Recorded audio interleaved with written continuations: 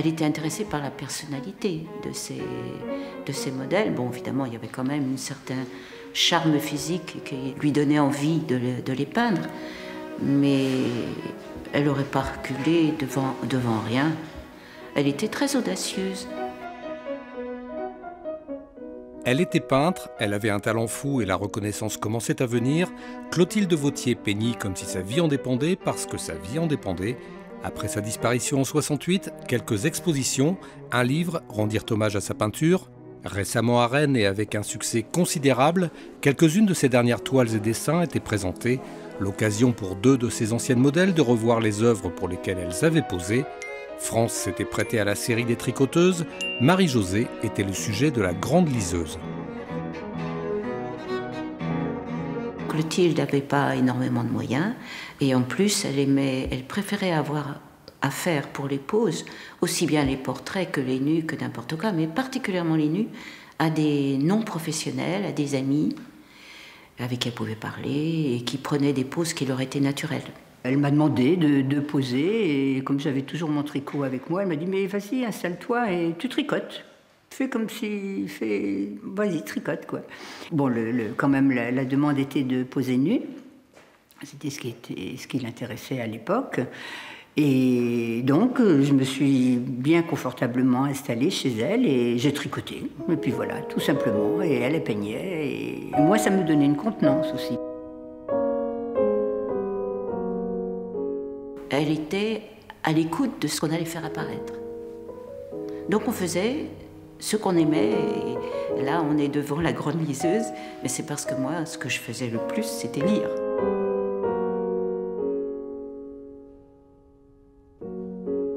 À l'époque, j'étais beaucoup plus en chair, plus ronde, si on veut. Et je crois que ça lui plaisait, hein, d'avoir des formes un peu, pas grassouillettes, mais bien rondes. Et ça, je pense que c'était bien pour ce qu'elle voulait faire en peinture.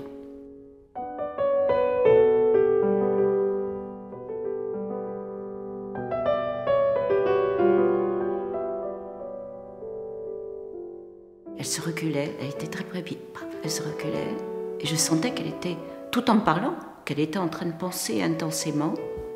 Puis après, elle y allait, ce qui est particulièrement spectaculaire dans les dessins. Vous voyez les traits qui partent comme ça. C'est sa vie. Elle avait un coup de crayon rapide mais précis et en quelques traits, elle faisait une esquisse absolument juste et vivante.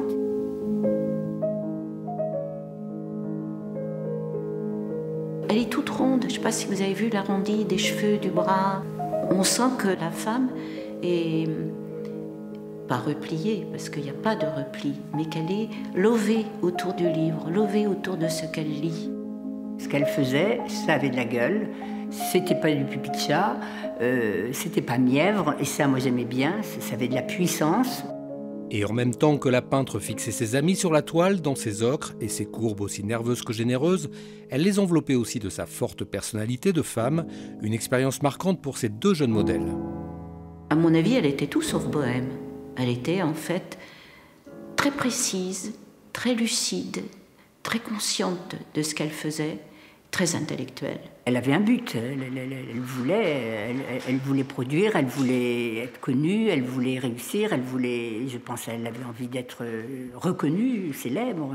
En le voulant, en étudiant, en produisant des œuvres de qualité, il n'y avait vraiment pas de doute que les femmes étaient les égales des hommes. Douloureux paradoxe pour une femme qui avait si magnifiquement exprimé un regard féminin sur le corps d'autres femmes, sa propre féminité causera la perte de Clotilde Vauthier. Elle sera emportée en mars 68 par une septicémie consécutive à un avortement précaire et clandestin parce qu'à l'époque, illégal. Mais son œuvre s'inscrit de façon singulière dans le XXe siècle. Elle avait voulu être artiste quand les femmes n'y avaient encore qu'une petite place et donner une inflexion clairement féminine à son expression, isolée peut-être, mais certainement pas seule. le fait de s'intéresser à des nus de cette manière-là, on sent tous les prémices de ce qui fait partie ensuite du mouvement féministe qui vraiment va éclore dans les années 70 avec toute une série d'artistes qui vont vraiment revendiquer cette idée que, en tant que femme, on peut avoir un regard différent sur d'autres corps de femmes. Aujourd'hui, avec le cœur autant qu'avec les yeux, son époux contemple toujours les toiles et les dessins de Clotilde Vauthier. Depuis sa disparition, il se bat pour rendre son œuvre plus visible. Son idéal, un musée consacré à Clotilde Vauthier. Je crois que ça reste un rêve pour le moment, mais ce qui serait immédiatement faisable, c'est qu'il puisse avoir un tableau, je me répète, un tableau, au moins un tableau ou deux de Clotilde Vauthier au musée des Beaux-Arts de Rennes.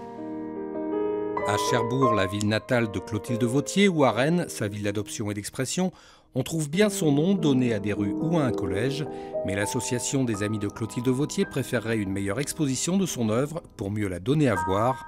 Au-delà de son tragique destin, le sourire espiègle, le regard malicieux de Clotilde Vauthier n'en serait que plus lumineux.